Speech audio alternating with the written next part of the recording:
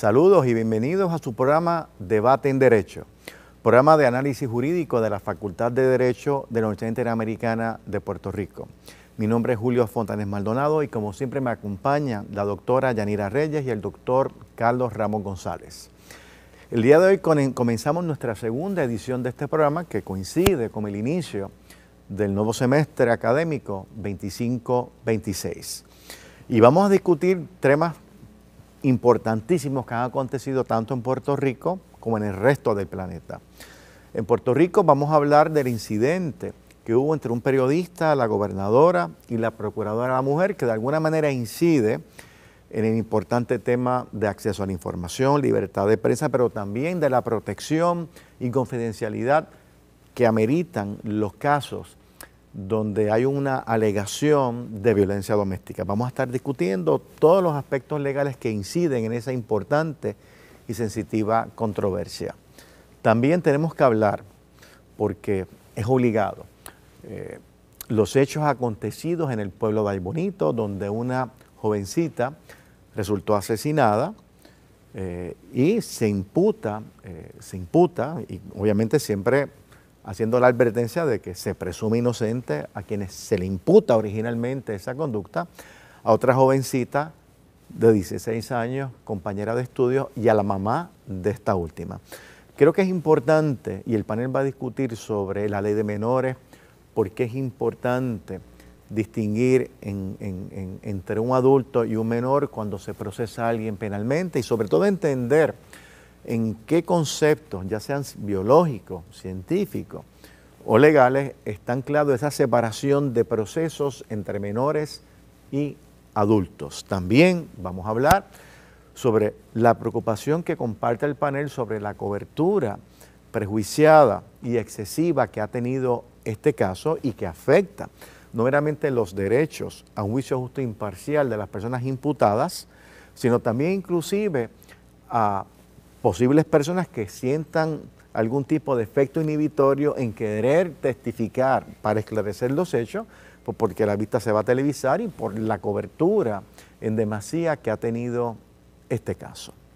Finalmente, tenemos que hablar sobre las últimas actuaciones del presidente Trump, la movilización militar en el área del Caribe, el despido de funcionarios de carrera del gobierno federal en puestos sumamente importantes que afectan nuestra salud, que afectan la situación fiscal de Estados Unidos entre importantes agencias de gobierno y ciertamente las relaciones diplomáticas de Estados Unidos en asuntos de tanta importancia como el tema de Palestina, como el tema de la guerra de Ucrania.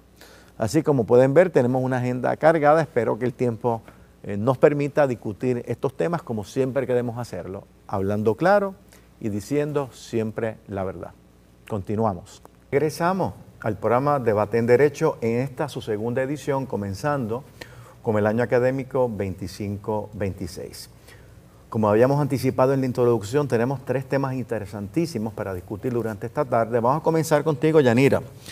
Vamos a comenzar con algo que ha llamado mucho la atención en estos días, que ha sido esa confrontación que hubo entre la gobernadora y un periodista relacionado a una pregunta que el periodista le hizo a la gobernadora sobre una supuesta filtración de una comunicación anónima que reflejaba o reportaba una situación de maltrato en el cual una senadora era víctima de esa violencia doméstica.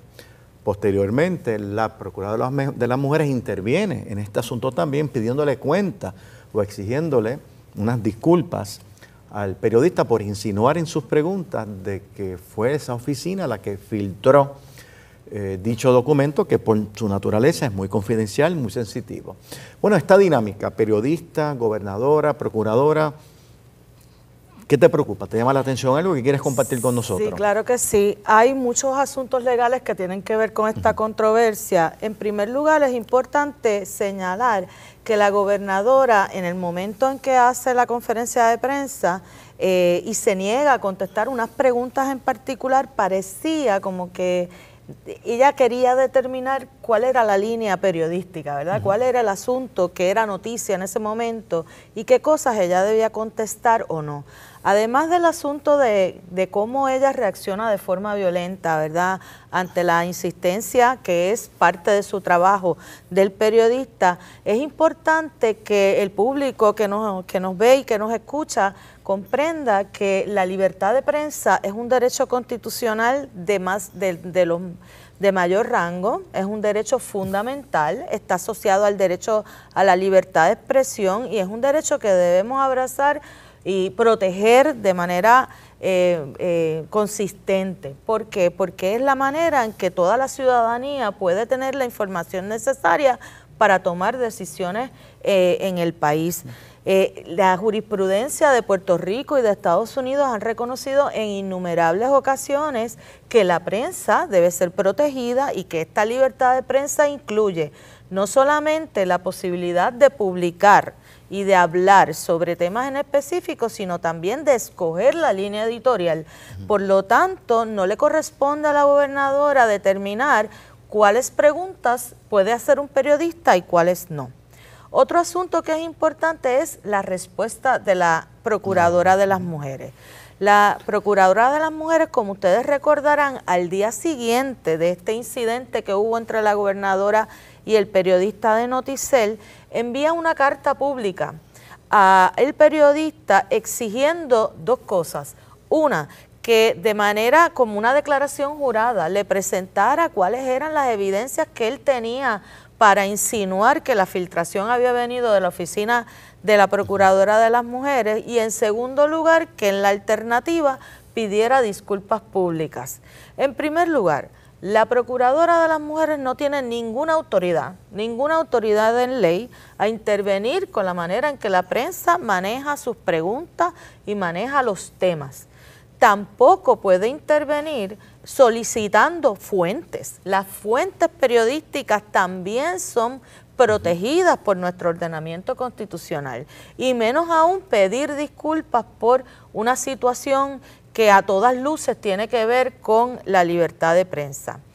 El tercer punto legal que pienso que es importante que discutamos es que una de las razones que utiliza tanto la gobernadora como la procuradora para justificar esta actuación es la confidencialidad que se debe a los procesos de violencia doméstica. No debemos olvidar que toda esta controversia surge, como bien dices, por una carta anónima que se presenta denunciando una situación de violencia, de una supuesta situación de violencia doméstica de la senadora Joan Rodríguez Bebe.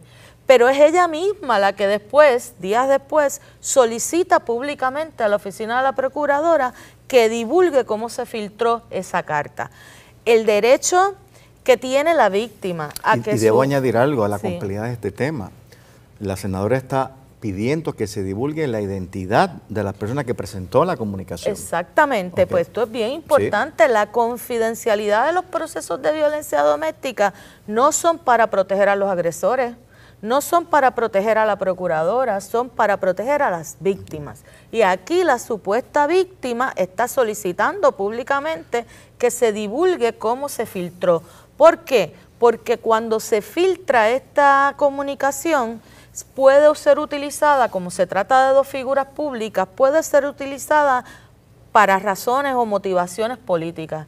Así que pone en duda, en efecto, si hay un proceso de protección de confidencialidad en la oficina de la Procuradora de las Mujeres, a lo que ha sucedido entonces que se le solicite a la Procuradora que señale, que explique al país cómo es que se manejan los casos que le llegan, ¿verdad? Cómo se manejan las querellas. Y ella entonces se escuda con la confidencialidad de los procesos. No nos debemos dejar confundir. La confidencialidad de los procesos existen para proteger a las víctimas, no es para proteger a los funcionarios que tienen la obligación de investigar todos estos casos a todos los niveles. Carlos, que aquí hay una coincidencia interesante de elementos, ¿no? Que tú has trabajado mucho, el acceso a información, que implica también lo que los periodistas pueden, el privilegio de periodistas, las preguntas que los periodistas pueden hacer directamente en una conferencia de prensa al gobernador, este tema de la confidencialidad de cuando se reporta una actuación de maltrato, porque eso pues quiere propiciar que la gente se sienta en libertad de denunciar, aunque no sean ellos las víctimas, sino que si un vecino o un conocido percibe que hay una situación de maltrato, puede notificarlo y tener una cierta inmunidad en cuanto a ese tema, en la medida, claro, si lo hace sin mala fe, ¿no? Si lo hace bien intencionadamente, pues está cobijado por una especie de inmunidad cualificada, pues porque la ley permite y le garantiza esa confidencialidad. ¿Qué comentarios te merita esto, Carlos, todo esto? Separar, como ha hecho Yanira, el tema de la libertad de prensa o del periodista y del tema más sustantivo con relación a la querella de lo que se trata, de la situación de lo que se trata. ¿Por qué yo creo que es importante y quiero anclarme sobre todo en lo primero? Don Raúl Serrano Hales, en su libro sobre Derecho Constitucional entre Puerto Rico y Estados Unidos, volumen 2, cuando trata el tema de la libertad de prensa, comienza ese capítulo con una cita de un juez de un tribunal supremo de los Estados Unidos. Y en esa cita, parafraseo, el Tribunal Supremo de los Estados Unidos y este juez hace una afirmación más o menos en esta línea. Un periodista, un buen periodista, por definición, tiene que ser incordio, tiene que ser molestoso, tiene que hacer preguntas incómodas, porque ese es su oficio. Si no hay espacio para la pregunta incordia, a mí me gusta mucho la incordia, incómoda, molesta, pues entonces no hay libertad de expresión. ¿Por qué yo digo eso? Bueno, porque ahí hubo una pregunta que tú lo analizas fríamente. Y en efecto, la gobernadora, si no estuviera como aparentemente en esa ocasión estaba con los ánimos prevenidos por alguna otra situación, fue incómoda. ¿Por qué fue incómoda? Porque la pregunta del periodista implica sutilmente que posiblemente la Procuradora de la Mujer ha debido hacer una investigación para indagar cómo llegó esa queja anónima a las redes. ¿Cómo salió de allí? Si allí se radicó anónimamente, ¿cómo salió de allí? ¿Quién lo envió allí? La Procuraduría de la Mujer ha hecho una investigación sobre eso, más allá de decir que ellos no son los que hicieron A, B y C. La pregunta es incómoda porque prácticamente lo que le está preguntando a la gobernadora es si la Procuraduría de la Mujer actúa conforme los procesos. Que no vaya a ser que en efecto no lo hace así y alguien de allí dentro, que ella ni siquiera sabe quién es, ha filtrado eso por las razones que sea a la prensa. Es una pregunta incómoda, porque hace que la gobernadora tenga que pasar juicio, ¿verdad?, sobre la regularidad de los procesos de la Procuraduría de la Mujer. Así que es incómoda y puede ser incordia. ¿Cuál se supone que sea la reacción de la gobernadora? Como funcionaria pública y la funcionaria de que se trata, pues puede jamaquearse y molestarse, pero tiene que tragar hondo, tiene que contestar la pregunta y puede decirle que es lo que yo hubiera hecho allí. Yo le voy a contestar esa pregunta con mucho gusto, pero permítame primero cuestionar la premisa de su pregunta. En mi gobierno hay presunción de regularidad de los procedimientos, no veo nada aquí. Esa es la respuesta que hay que dar. Pero esa no es la respuesta que da la gobernadora. ¿Cuál es la respuesta que da la gobernadora? Y después siguieron, como tú sabes, en la discusión y el careo. La respuesta de la gobernadora es una respuesta, y perdona mis fijaciones, es un mimetismo con el presidente Trump. Y es un mimetismo con algunos otros sectores de su partido, empezando por el Senado de Puerto Rico, donde usted lo que hace es que en vez de atacar, ¿verdad?, o contestar la pregunta, ataca al mensajero. El especialista en eso, y es diariamente, porque él sale todos los días en la prensa, es el presidente del Estado, y es como el mensaje de que esto es lo que todo mi gobierno debe tratar de la prensa. Porque como el presidente del Estados Unidos trate a la prensa, sí tiene que hacerlo todo el mundo. Y la gobernadora es una seguidora del presidente. ¿Qué suele hacer el presidente? Cuestionar la integridad del periodista. Incluso a veces ridiculizar al periodista. Incluso en ocasiones decirle al periodista, tú eres tonto, tú eres imbécil, tú no has estudiado bien. Eso es así. Y eso lo hace en vivo y a todo color. Ha hecho más. Y ha habido intervención de los tribunales ya. Ha expulsado a periodistas. Y ha dado órdenes que determinados periodistas que cubren Casa Blanca pues no puedan cubrirlo más, bajo la teoría de que él controla. Es decir, lo que a mí me preocupa, si me preguntas a mí honestamente, la gobernadora, es que yo no sé por qué reaccionó así. Reconozco que es una pregunta incómoda.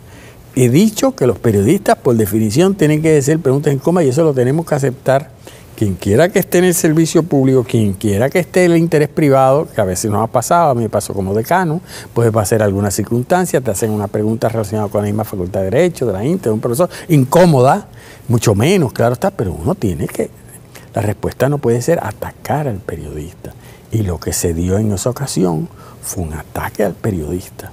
Tú tienes una agenda, tú eres un político, hace tiempo que estás así. O sea, y eso es lo que yo creo que el país tiene que repudiar, y el llamado a la gobernadora que rectifique sobre eso y que aprenda, lo siento mucho, a respirar más hondo. Nos hizo lo mismo, ¿te acuerdas? Con relación a asuntos relacionados con asuntos personales de ella, de sus suegros y suegras.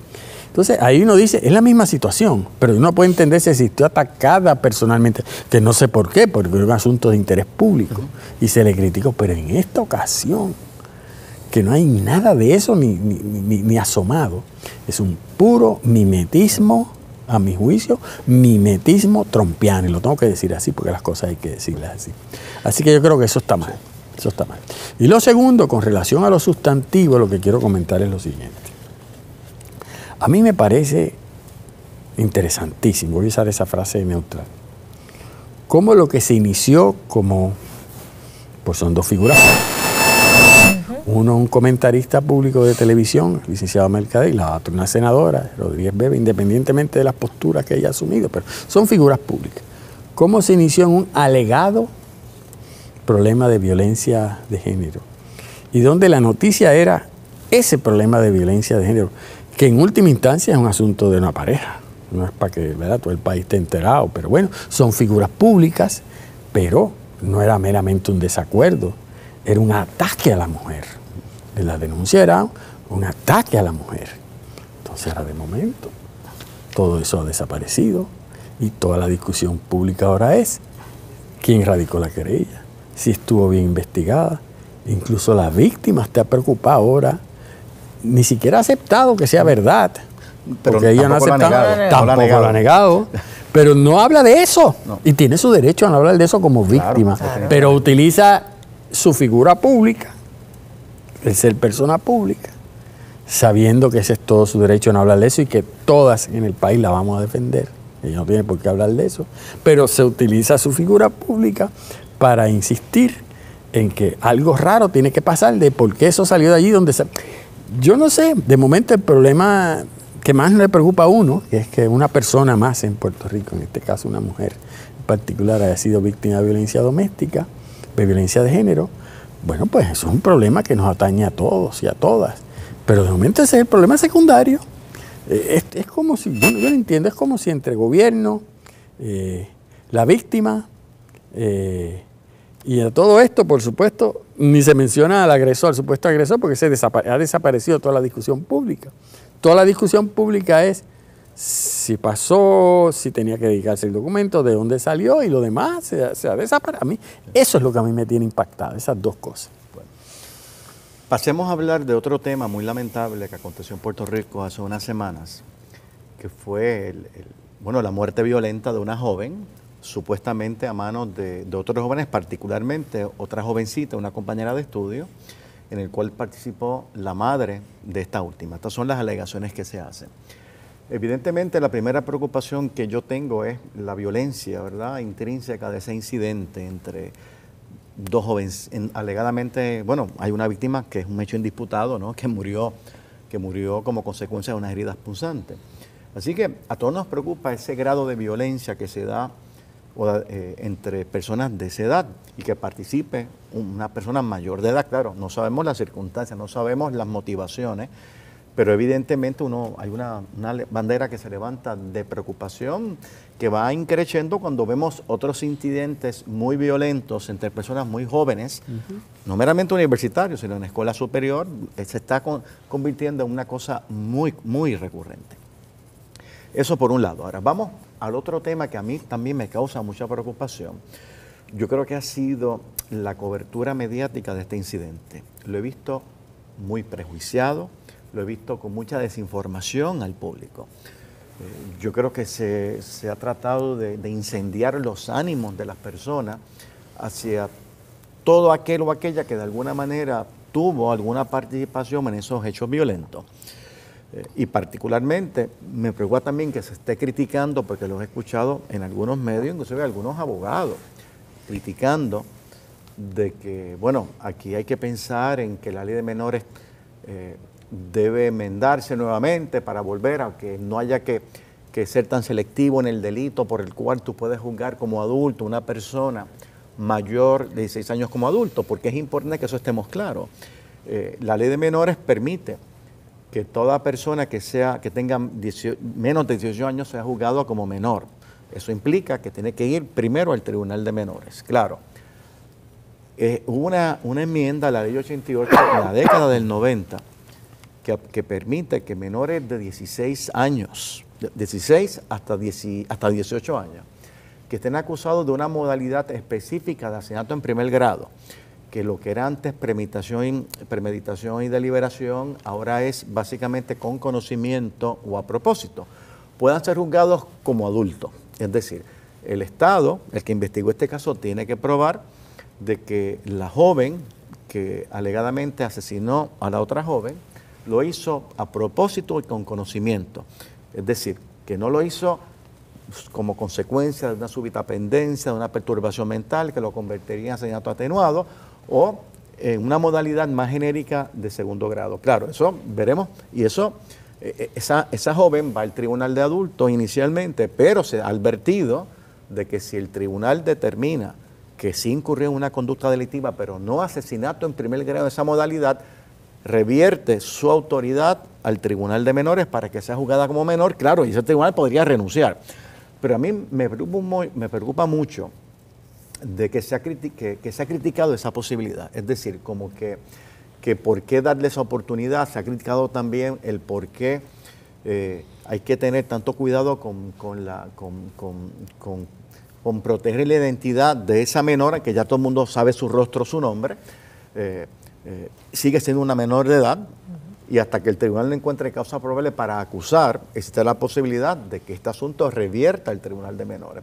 A mí me parece que nos olvidamos, y los periodistas y la gente que ha comentado esto no han compartido la distinción que tanto los expertos en la conducta humana como las propias doctrinas del Tribunal Supremo de Estados Unidos y Puerto Rico distinguen entre la capacidad cognitiva de madurez de un menor vis a vis un adulto. Y por eso es que toda la legislación contempla un trato más paternalista o maternalista a los menores de edad bajo el predicamento de que su capacidad está en desarrollo, de que son más vulnerables a presiones sociales, presiones de pares, de que pueden ser más impulsivos porque no tienen la capacidad de deliberar, de distinguir entre lo que es legal y no es legal. Y un poco a mí me ha preocupado esa corriente punitiva de que estos son tecnicismos, de que hay que ser duros con esa joven. Pienso también que inclusive el tono tan burdo que ha tomado la cobertura de este caso, yo creo que va a crear mucho efecto inhibitorio en posibles testigos, porque todo el mundo sabe que este es un caso que va a ser televisado, que yo no tengo problemas con que se televisen, pero un poco ese monitoreo excesivo, ese ánimo de castigo, yo creo que puede inhibir inclusive a personas que puedan contribuir al esclarecimiento total de lo que allí pasó, se sientan menos en disposición de cooperar. Así que yo tengo esas preocupaciones, todavía el caso no sabemos realmente cuál fue la motivación que hubo, que fue la participación de la mamá, de la niña, de las otras personas. Es un caso terrible, pero me preocupa mucho como ya han sido prejuzgadas y a todo el mundo se le presume inocente. Es importante que ese caso, si en un momento se ventila, se pueda ventilar ante un jurado que ya no tenga un ánimo prevenido en contra de esas jóvenes. Bueno, la mamá tiene 40 años, ¿no? Una persona relativamente joven. Y a mí realmente me ha preocupado mucho el operativo para el arresto totalmente innecesario. Ellas fueron citadas para testificar, dar testimonio. Obviamente se ampararon en sus derechos para no declarar, pero no tenían que hacer ese operativo mediático de arresto, sacarlas en la madrugada de la casa como siempre hacen de manera innecesaria. Claro, y siempre están los visuales, los periodistas son invitados y se crea todo este espectáculo de alguna manera, no meramente lacera los derechos de estas personas para un juicio justo e imparcial, pero también yo creo que crea también malestar en los ciudadanos y sobre, como dije anteriormente, puede crear un efecto inhibitorio en que otras personas que tengan que aportar al esclarecimiento lo piensen antes de hacerse disponible.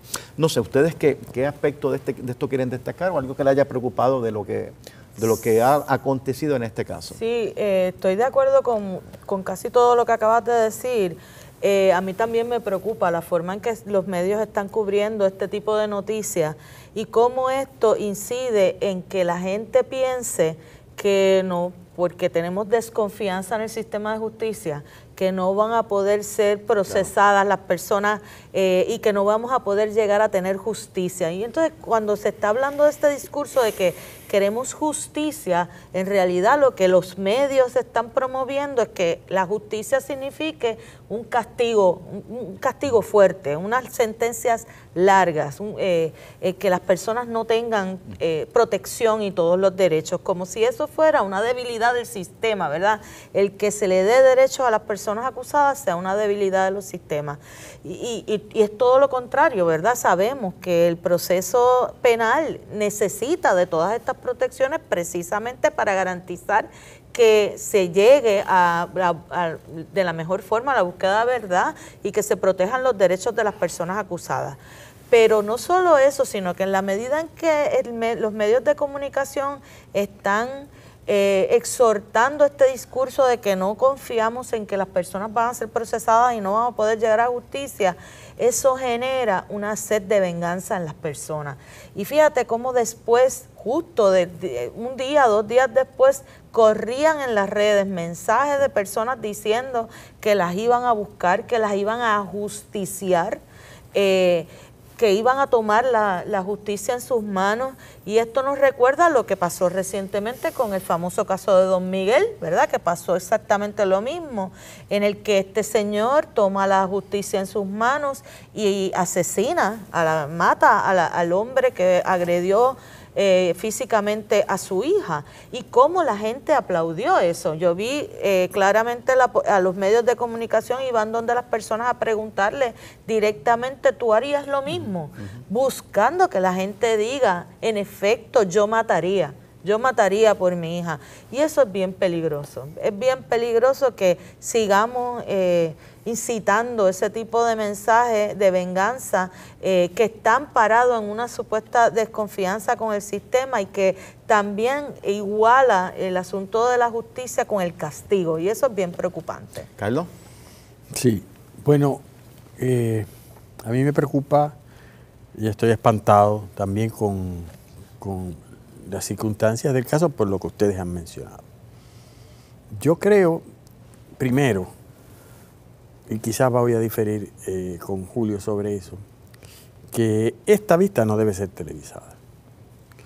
Y no debe ser televisada porque existe la posibilidad, que algunos de los que comentan en la prensa y otros dicen que es muy remota, pero existe la posibilidad de que ese proceso de exclusión, de sacarlo del Tribunal de Menores y jugarla como adulto, regrese al Tribunal de Menores. Si el tribunal llegase a la conclusión, pues que en efecto no se trata de un asesinato en primer grado, sino que es uno de los atenuados. Que eso no puede ser porque eso lo vi. Yo no lo sé, pero la posibilidad no se puede excluir. ¿Es real? Bueno, totalmente real. ¿Cómo es posible que si esa posibilidad no se pueda excluir, se pueda televisar un procedimiento contra menores, como si estuviese en el tribunal de menores por televisión? No importa la naturaleza de la falta, que es lo que se dice cometen los menores. Yo estoy seguro que el Tribunal Supremo nunca consideraría la posibilidad de que hubiera transmisión, aunque sea limitada, en un tribunal de menores. Yo creo.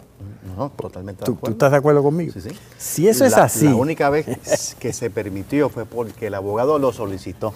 Bueno, que fuera pública y tenía una razón para hacerla pública, pero era un caso totalmente meritorio. Por eso, pero fue la propia defensa. Es correcto, en ese solo caso. Pero en circunstancias normales, es que no puede ser, por la naturaleza misma de los procedimientos de menores. Si eso es así, pues entonces este tipo de vista, no me importa el interés público y de la prensa, ya lo manchan. Así que esa es la primera. Yo creo que eso no se debe. Y tengo entendido que hoy se radica, el momento en que estamos grabando este programa, se ha radicado que algo así en el Supremo, no estoy seguro si es verdad, para ver si se reconsidera esa opinión del Tribunal de Menores. No lo sé. Tiene pocas probabilidades de prevalecer por el interés público que hay detrás de esto. Pero lo otro que a mí me preocupa es esa ley que permite los procesos de exclusión para menores de cierta edad, delito de asesinato. A veces me pregunto, pero creo que no habría diferencia si en vez de tener 17 tuviese 15, si la reacción hubiese sido la misma. Porque la ven de 17 y casi la ven como adulto. Pero vamos a suponer que no. ¿Cuál es el problema de fondo que hay aquí? El problema de fondo que hay aquí, querrámoslo aceptar o no, es que los menores, por biología, por neurociencia, no tienen sus capacidades cerebrales desarrolladas como un adulto y los puede llevar a cometer acciones que después, más tarde en su vida, jamás hubiesen cometido. Si el país comprendiese, que no lo ha querido comprender a pesar de todos los años, de lo que significa la etapa de la adolescencia en toda su magnitud, entender por muchas razones, pero ¿por qué existen los embarazos de adolescentes? Que hay muchas razones, entre ellas el problema de educación sexual, el de pobreza. Bueno, hay muchas razones, pero entre ellas es que su sexualidad no está totalmente desarrollado y nos ayuda a veces, nos hace que caigamos en este tipo de cosas. ¿Por qué sigue habiendo una tasa elevada de suicidio de adolescentes? ¿Por qué sigue habiendo tasas elevadas de adolescentes que se van de sus casas? ¿Por qué hay tantas cosas con relación a los adolescentes? ¿Por qué existe un tribunal de menores? Un tribunal de menores existe por lo que yo acabo de decir. Pero eso es a nivel del procesamiento de conducta no deseada. Pero el problema está ahí. El problema que tenemos con los retos que representa la adolescencia está ahí. Entonces yo tengo una preocupación y yo creo que no es o no debe ser constitucional que se permita la renuncia o los procesos de exclusión a un menor de edad por esas razones que te acabo de decir. Eso tiene un problema con el Tribunal Supremo de Puerto Rico que ya resolvió hace unos años por parte del juez Fuster Berlingeri, que en paz descanse, un juez excelente en materia de derechos constitucionales, pero que en estos temas de derecho penal pues complicado. Cuando esa ley del 89 llegó al Tribunal Supremo y se cuestionó su constitucionalidad, a mi juicio, bajo unos parámetros constitucionales incompletos, que si era discrimen por edad, que si entonces la Constitución decía que en las instituciones penales, porque la Constitución dice que hay que mantenerlos separados de los adultos, pues eso estaba implícito. Todo eso lo rechazó el TEA, pero nunca se desarrolló a mi juicio bien el planteamiento de cómo esas menores imputadas de asesinato en primer grado y excluidas, esa decisión de la legislatura de Puerto Rico atenta contra su dignidad como persona, su intimidad como persona y sus posibilidades de rehabilitación. No importa cuán horrible sea el delito, Porque te voy a decir una cosa, y en Puerto Rico hemos visto poco, pero yo lo sé porque he trabajado mucho en la cárcel. Si hay una población penal que las mantienen en las cárceles, como separar a los adultos, difícil de manejar, en los menores, porque son los más impulsivos, son a veces los más irrespetuosos. Es muy difícil. Y aunque en Puerto Rico no lo hemos visto así, algo me dice, en Estados Unidos se ha dado en algunos casos, que a veces son capaces de cometer las faltas más horribles, porque tienen esa incapacidad. Entonces eso lo que debe ser es mirarnos al espejo de cómo estamos tratando a los adolescentes. Y yo creo que esa decisión estuvo mal tomada en su momento por el Tribunal Supremo. Insisto en que está mal ahora mismo que el procedimiento se está dando. Va a ser difícil que lo que yo digo prospere por todo lo que ustedes acaban de decir de la prensa.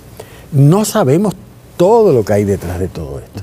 Déjame decirte que la razón por la cual se aprobó esa ley en el 89, que es muy válida del Estado, tú estabas. Sí, me acuerdo de cuando se aprobó. Tú sabes por qué se aprobó finalmente y tú dices, coño, pues también tienes razón. Lo que pasa es que eso se aprobó porque las mafias, los gatilleros del país, y gatilleras, porque hay de todo, usaban menores para cometer asesinatos, porque sabían que los iban a pasar por el tribunal de menores.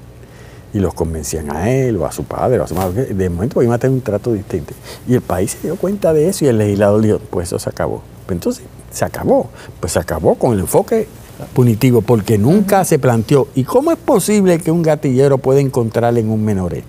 ¿Cuál es el problema de vulnerabilidad, de pobreza, de desarrollo del cerebro de esa menor que permite que eso suceda? Pues eso no lo planteamos. Y eso es lo que a mí me produce toda esta situación. Eso que tú mencionas, el de Fuster también, el problema es que aquí se tiende a copiar las cosas mal, o cosas que no deben copiarse, como este concepto de renuncia automática.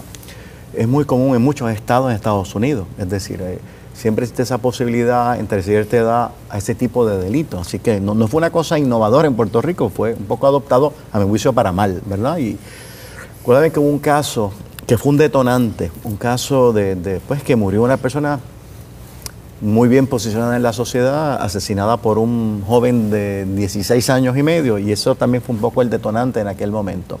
Y eso a veces pasa, hay un incidente que nos causa malestar, que tiene mucha cobertura mediática, y eso provoca a veces una legislación reactiva, ¿verdad? Y bueno, vamos, pero antes de pasar al último tema... Pero a mí me gustaría, Julio, porque ahí me consta que tú tuviste y entraste a esta facultad en parte con trabajo con menores, has trabajado intensamente con los menores. Cuando uno va al tribunal de menores, uno se impacta. Primero porque a veces encuentra chamaquitos, 13, 14, 15 años, que uno dice, pero ¿cómo puede estar este individuo aquí? Este muchachito.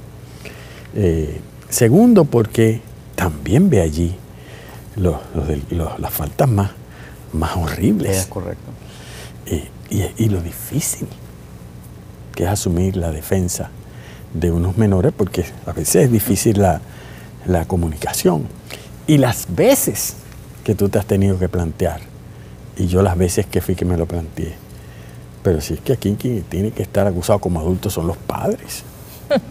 Este menor debe estar en su casa recibiendo ayuda, que búsqueme los padres, pero resulta que no hay cuando padres. Los hay, cuando no los hay. Ese es el problema, que son familias, como le dice el Departamento de la Familia y la Sociología de ese tema, disfuncionales, que a mí no me gusta el término, pero es horroroso, pero ese es el término favorito. Es decir, lo que quiero decir, la reflexión en voz alta es lo siguiente, aún dentro de esta situación horrible que estamos viendo a esa familia, que son dos tragedias, pueblo pequeño, la naturaleza del asesinato, que el país no acaba entre tantas cosas, pero tenemos que enfrentarnos al tema de la adolescencia y todos los retos que nos está presentando. Y hay que reconocer, Carlos, que en el 2022 hubo unas enmiendas significativas a la ley de menores, como por ejemplo, si no tienes 13 años no vas al tribunal de menores. Y yo recuerdo haber visto casos de niños de 9 años, de 8 años, porque tuvieron una pelea en la escuela, porque se robaron un sándwichito de la cafetería. Y entonces, en vez de llamar a los papás o bregar con el principal de la escuela,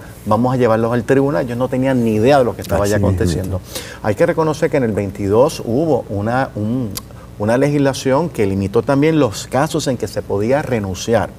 es decir, significativamente. Yo lo que espero es que este caso no eche por la borda, no haga a los legisladores visitar esa legislación que para mí fue un paso en la dirección correcta y que contó básicamente con una aprobación unánime, porque se ha estado debatiendo desde hace 8 años cambiar la ley de menores. Se mantuvo, pero con estas enmiendas significativas, y me preocupa que no se aproveche esta coyuntura. Es importante lo que tú estás diciendo, la cuestión de cómo se criminaliza cualquier actividad, cualquier conducta, y yo creo que eso también lo está fomentando, este discurso de que cada vez que hay algo nuevo que pasa, un caso nuevo, la prensa nos inunda con esa información, como ahora mismo tenemos información de peleas en las escuelas. Miren, yo recuerdo peleas en mi escuela, yo vengo de escuela pública, había peleas todas las semanas. Eso no es algo nuevo, lo que es nuevo es que estemos pidiendo más policías para la escuela, que estemos pidiendo que esos niños vayan a la cárcel. En mi caso, cuando eran esas peleas que estaban en la escuela, se atendían de otra manera, quizás habían suspensiones, quizás habían otro tipo de manejo, ¿verdad? Pero no era criminalizando la conducta de esos menores. Y debo comentar, aunque nos quede poquito tiempo para el próximo tema, el otro es eterno, el de Trump. Y tú lo debes recordar, Julio. Antes el tribunal se trataba de faltas, se llamaba Tribunal Tutelar de Menores, no había fiscal, el juez era juez y fiscal, el único que tenía derecho a llevar era abogado, el menor. Y la teoría era que no estamos entrando a un juicio de adulto. Los defensores de los menores en el país, por muy buenas razones, pelearon por separar la figura del juez fiscal y que hubiese un fiscal que se pareciese más al proceso de adulto, pero era para buscar más garantía para los menores, porque aquello era una cosa horrible. Había unos jueces que se creían que las grandes madres y padres de todos los menores del país, entonces no había manera de ayudar a esos menores, se convertían en unos monstruos del sistema. Totalmente inquisitivo. No mencionamos nombres, pero tú conoces a más de uno que no los vamos a mencionar. De manera que la síntesis es esta. El problema es bien complejo. Enfrentarnos a los problemas de conducta de los adolescentes y de los menores es un reto. Bueno, Carlos, en estos últimos minutos que nos quedan es importante actualizar la discusión sobre las ejecutorias de Trump. Las últimas semanas, movilizaciones militares, reuniones con Putin, que quedaron en nada. Esta movilización que mencioné en el Caribe, ya a nivel más doméstico, despido de funcionarios federales de carrera, no de confianza, con las implicaciones legales que tiene, pero sobre todo de la seguridad de empleo de estos funcionarios de carrera en el gobierno federal. Y podemos seguir hablando, ¿no? Hace poco, hace unos días, una nueva orden ejecutiva en el cual se quiere penalizar la quema de bandera de Estados Unidos, que era una actividad que según la Tribunal Supremo ha reiterado que si tú quemas tu bandera, la que es de tu propiedad, es un acto protegido por la libertad de expresión. Así es que desde los primeros días en que Trump empezó con la orden ejecutiva, hemos visto que esto ha seguido increciendo. No fue como que tenía una agenda de ejercer toda esta autoridad en los primeros 100 días, sino que ha continuado increciendo. Pues bueno, ¿cuál es tu reacción? ¿Alguna preocupación ulterior o esto era anticipable? Bueno, lo anticipable ya lo sabemos. Lo que preocupa es que han transcurrido 6 meses, él no ha dado marcha atrás ni su camarilla ni su grupo, incluso parece haberse normalizado y sentirse sólido en su acercamiento. Eso es lo preocupante. La última vez que hablábamos pensábamos los tribunales lo van a ir deteniendo y en efecto algunos tribunales fueron deteniendo algunas de sus acciones, pero contrario a lo que pensábamos algunos en un momento dado, el Tribunal Supremo ha permitido ampliar el llamado docket de emergencia y no ha paralizado, sino al contrario ha decidido que siga en lo que se ve en su fondo, que es una manera de decir sigue haciendo lo que tú quieras. Y Trump y sus grupos, esa ideología que ahora hay en el tribunal, está haciendo lo que quiera. Y lo está haciendo desde una perspectiva bien unipersonal, yoísta, narcisista. Él sigue tratando el plano doméstico y el plano internacional como un asunto de bienes raíces y como si todo fuese de su propiedad. Él habla siempre en primera persona, Él dice, pues esta mañana me reuní con esto, voy a ver si... Sí, eso ha continuado. También ha continuado sin que no tenga como que bridas significativas. En Estados Unidos no existe de facto la separación de poderes por lo que está haciendo el Supremo y hace tiempo por lo que ha hecho el Congreso. No hay bridas que controle las acciones del presidente. Entonces ha cubierto los ámbitos de una manera increíble. El ámbito doméstico trasciende las estructuras gubernamentales federales. Se ha metido en las estructuras gubernamentales estatales, olvidándose de lo que supuestamente es la autonomía estatal, la enmienda 10, la soberanía, usando miles de excusas y de recursos. O sea que en el ámbito doméstico, gubernamental, estatal y federal. En el ámbito doméstico también se ha metido con el sector privado. Y lo más que atrae, y lo sabemos, son las universidades. Y eso pues, hay razones ideológicas, estas obsesiones que él tiene con la comunidad LGBT+, y todo esto. Pero es que lo último que ha hecho en el sector doméstico privado es convertir al gobierno federal en inversionista en compañías que están en declive o que tienen, como la Intel. Si él no puede cambiar la política de una multinacional como Intel que hace microchips, que él no está de acuerdo con que esté presidida por un hombre que ha nacido en Corea del Sur, desconfía y ha pedido que voten a ese individuo, que es uno de los ejecutivos más importantes que tiene la historia de los Estados Unidos por lo exitoso que ha sido.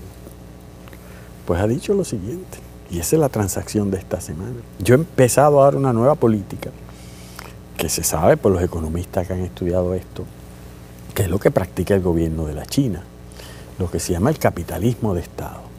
El gobierno ha decidido comprar el 10% de las acciones de Intel, el gobierno federal, $8 billones. El gobierno se está metiendo en lo que se supone que no podía meterse ese sector, en la libertad económica, eso se está convirtiendo en un inversionista. Si yo no puedo entrar a remover ese director, o ustedes no me hacen caso, pues dame algo a cambio para dejártelo. Te dejo que me compres 10 acciones. Y lo han anunciado como que es su política. Así que en el ámbito privado, mira por dónde anda la cosa. Y por último, en el ámbito internacional, tú sabes cuál es la situación. En términos generales, Europa se le ha rendido. Mantiene el genocidio de Gaza en contubernio con Netanyahu. La cosa es tétrica. Bueno, Yanira, el tiempo nos termina, pero una última reflexión sobre este último tema. Sí, a mí me parece bien preocupante cómo esto se ha extendido, como dice Carlos, tanto a nivel doméstico como a nivel internacional. Pero me preocupa también las repercusiones que eso va a tener para la gente, ¿verdad? Yo creo que muchas personas no entienden cuán peligroso puede ser esto para su vida cotidiana. Salvo que tú seas inmigrante. Ese es lo único que lo entienden bien claro. Eso lo entienden bien. Pero, por ejemplo, el asunto de las políticas antivacunas, la política anticiencia, el despido y la renuncia obligada, forzada de todos los funcionarios, de los altos funcionarios de la CDC, esa gente ha dicho públicamente que esto pone en peligro y en riesgo la salud de todas las personas de Estados Unidos y particularmente de los menores de edad y de las mujeres embarazadas.